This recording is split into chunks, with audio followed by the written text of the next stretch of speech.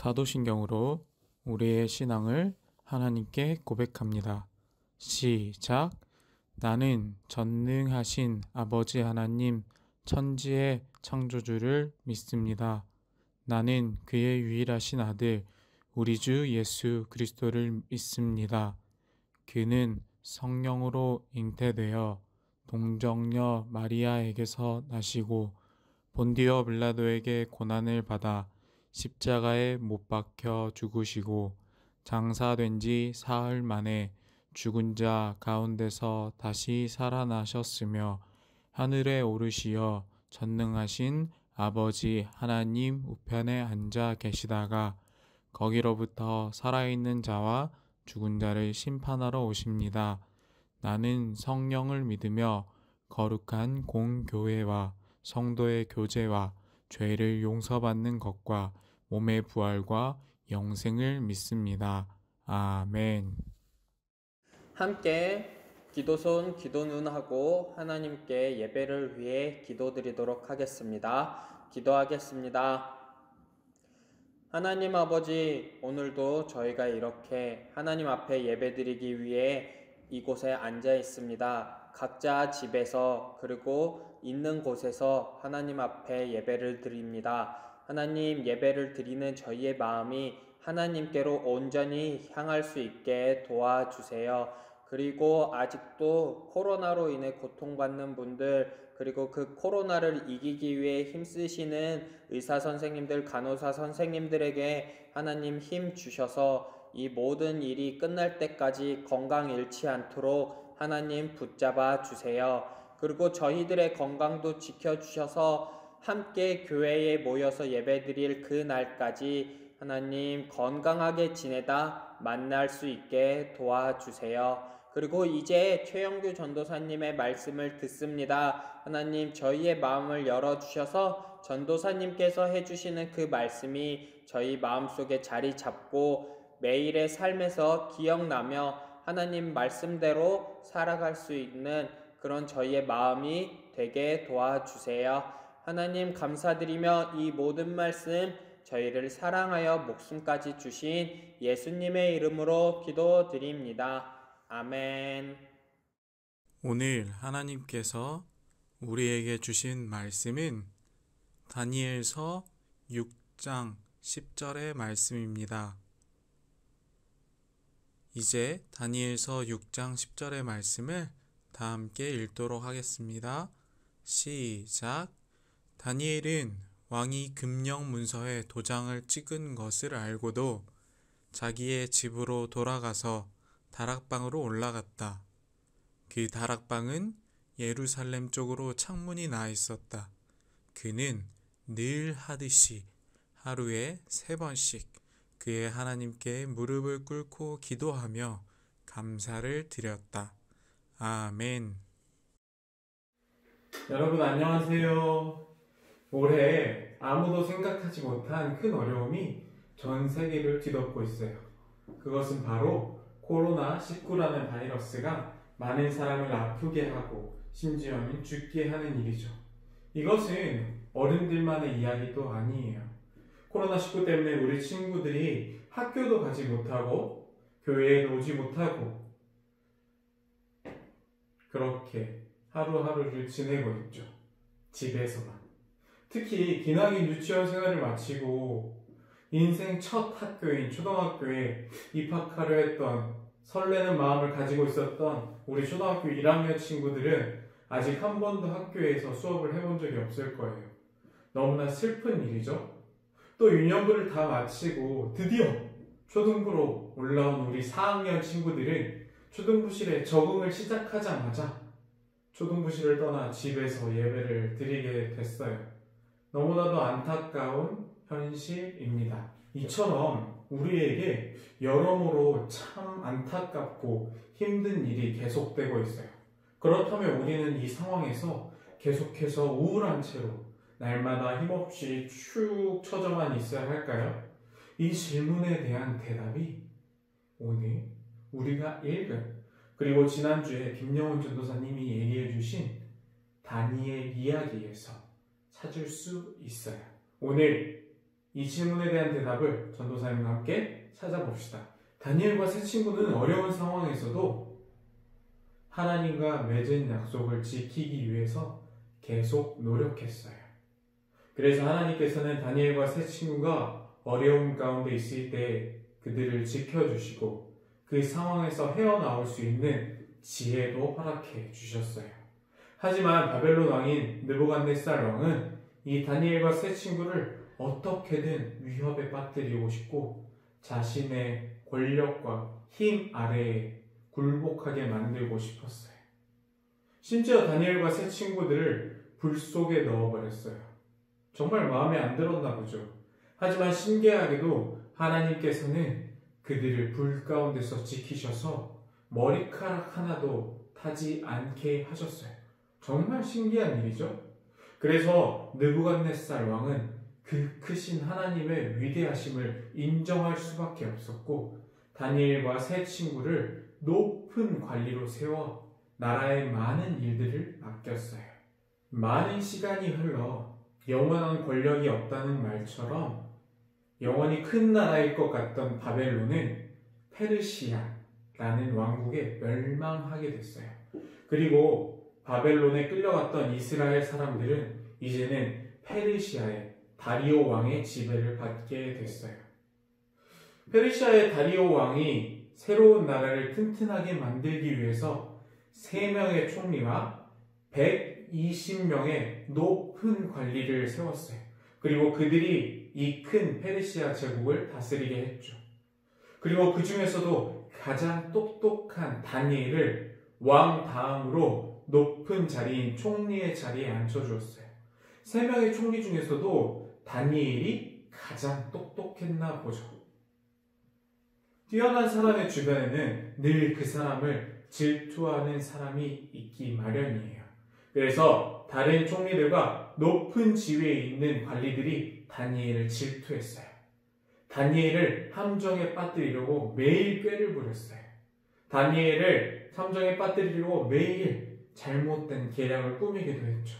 하지만 바른 생활 사나이였던 다니엘은 그 삶에서 조그마한 잘못도 찾아내는 것이 쉽지는 않았어요. 다니엘은 그만큼 하나님이 보시기에 완벽했던 사람인 것이죠. 그리고 시간이 흘러 이 신하들은 드디어 다니엘에게서 잘못된 점 한 가지를 발견했어요. 그 잘못된 점 한 가지가 무엇이었느냐? 바로 다니엘이 하루에 3번씩 정해진 시간에 하나님께 기도를 하는 것이었어요. 그렇다면 우리 친구들은 전도사님에게 이런 질문을 던질 수 있어요. 전도사님, 하루에 3번 정해진 시간에 하나님께 기도하는 것이 왜 잘못이에요? 맞아요. 이것은 너무나도 바른 일이죠. 하지만 페르시아는 하나님을 믿는 나라가 아니었어요. 그래서 신하들은 이 점을 사용해서 다니엘을 함정에 빠뜨리려고 했죠. 신하들은 어느 날 왕을 찾아갔어요. 그리고 왕에게 이렇게 말했죠. 왕이시여, 저희 신하들이 정말 열심히 연구해서 왕을 위한 법 한 가지를 만들었습니다. 그 법이 무엇이냐면요. 지금부터 30일 동안 이 나라의 사람들이, 백성들이 왕을 제외한 다른 신이나 다른 사람을 섬긴다면 그 사람을 사자굴에 넣는 법입니다. 사자굴에 들어가면 죽는 거잖아요. 결국 그런 사람들을 죽이겠다는 법이에요. 하지만 왕은 이 법에 되게 솔깃 귀를 기울일 수밖에 없었어요. 이유가 뭐냐? 겉으로 본다면 이 법은 왕의 힘을 강하게 하는데 매우 힘이 있고 효과가 있는 법이기 때문이에요. 하지만 다리오 왕은 이 법이 다니엘을 죽이는 법이라는 것은 알지 못했어요. 당장 그 많은 신하들이 달려와서 왕을 위한 법입니다 라고 얘기하는 그 얘기에만 귀를 기울였어요. 그래서 그 법을 승인한다는 도장을 쾅 찍어줬어요. 이 법은 이제 드디어 힘을 발휘하기 시작한 거예요. 이 잘못된 신하들은 이때를 기다렸다는 듯이 오늘 또 여전히 하나님께 3번 기도하는 다니엘의 모습을 발견하고는 당장 다리오 왕에게 달려갔어요. 왕이시여!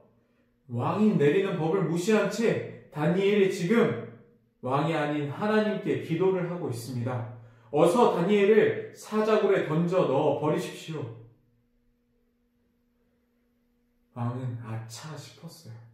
아, 이 법이 이런 법이었구나.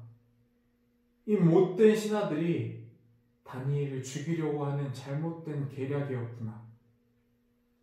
그렇다면 다니엘은 이 순간에 어떻게 대처했을까요? 궁금하지 않나요?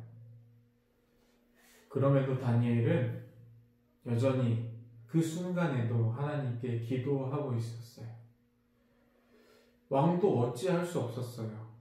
이제서 이 법을 취소한다면 왕은 다른 신하들과 맺은 약속, 또 스스로의 도장을 찍은 그 법과의 약속을 어긴 채 모든 믿음을 저버린 왕이 될 수밖에 없던 것이에요. 그래서 어쩔 수 없이 다니엘을 사자굴에 넣을 수밖에 없었죠. 군인들에게 이끌려 다니엘은 사자굴에 던져졌어요. 이제 다니엘은 어떻게 됐을까요?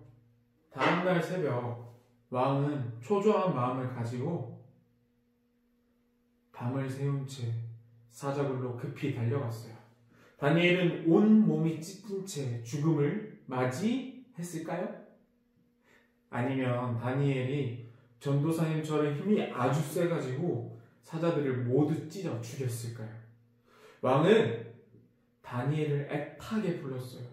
다니엘! 다니엘! 그 순간 놀라운 소리가 굴 속에서 들렸어요. 그 소리는 무엇이었을까요? 맞아요.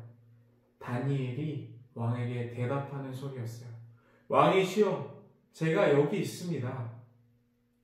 그 소리는 바로 다니엘이 살아있는 소리였어요. 왕이시여, 제가 믿는 하나님께서 천사들을 보내시어 지난밤 사자들의 입을 막으셨어요. 그래서 사자들이 저를 해치지 못했어요. 제가 왕에게 잘못한 것이 없다는 증거이기도 해요. 왕은 건강하게 살아 돌아온 다니엘과 다니엘을 살려주신 하나님께 감사하며 이런 못된 계략을 꾸민 잘못된 신하들을 오히려 사자굴에 던져버렸어요. 다리오 왕은 하나님께서 놀라운 힘으로 다니엘을 구하신 것을 알고 온 나라에 편지를 보내셨어요. 그 내용이 무엇이었냐면 하나님의 이름을 높이고 다니엘 또한 높여준 내용이에요. 포로로 시작된 다니엘의 삶. 처음부터 다니엘은 포로로 삶이 시작되었거든요. 어쩌면 계속해서 우울할 수밖에 없고 좌절할 수밖에 없었어요. 아, 난 뭘 해도 안 되는구나 라고 생각할 수밖에도 없었어요. 하지만 다니엘은 하나님을 잊지 않았어요. 그리고 하던 대로, 그리고 계속해서 하나님을 포기하지 않았고 하나님께 기도했어요. 우리 친구들도 힘든 순간, 우울한 순간에 쓰러지지만 말고 힘을 모두 잃어버리지만 말고 하던 대로 계속해서 희망이 되시는 하나님을 기억하고 그 하나님께 기도하는 친구들이 되기를 바랍니다. 다 함께 기도할게요. 하나님, 감사합니다. 우울할 수밖에 없었고 힘들 수밖에 없었던 다니엘이지만 하나님을 포기하지 않고 하나님을 잊지 않고 위대하신 하나님의 힘을 끝까지 의지했습니다. 하나님께서 우리에게도 동일한 은혜를 주셔서 우리가 힘든 순간에도 하나님을 의지해보고 하나님이 주시는 힘 가지고 다시 한번 일어날 수 있는 훌륭한 믿음의 사람들이 되게 해주세요. 감사합니다. 예수님의 이름으로 기도드립니다. 아멘. 지금은 하나님께서 우리에게 주신 것 중에 일부를 하나님께 드리는 시간입니다. 우리도 정성을 모아 하나님 앞에 봉헌하도록 하겠습니다. 다 함께 먼저 봉헌 찬송 하시겠습니다.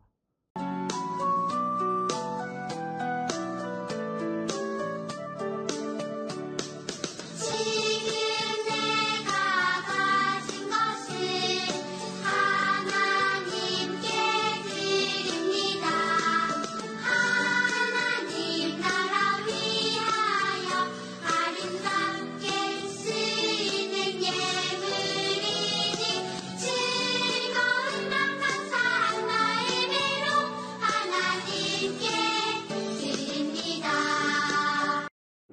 이제 여러분이 드린 예물을 위해 함께 기도할게요. 다 같이 두 손 모으고 눈 감고 전도사님과 함께 기도합시다. 하나님, 감사합니다. 오늘도 하나님이 주신 집에서 예배를 드립니다. 하나님, 우리 예배를 기뻐 받아주세요. 우리가 정성을 모아 하나님께 오늘도 예물을 드립니다.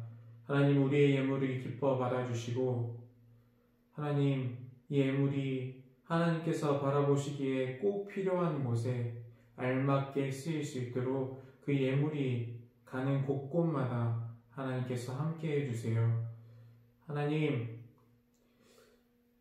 이 어려운 상황들을 통해서 우리가 그동안 너무나 당연하게 생각했던 것들을 하나님께 감사해보고 또 우리가 잘못 생각해왔던 것들을 반성해보는 그런 소중한 시간이 되게 해주세요. 감사합니다. 예수님의 이름으로 기도드립니다. 아멘. 주기도송 부르고 오늘의 예배를 마치도록 하겠습니다.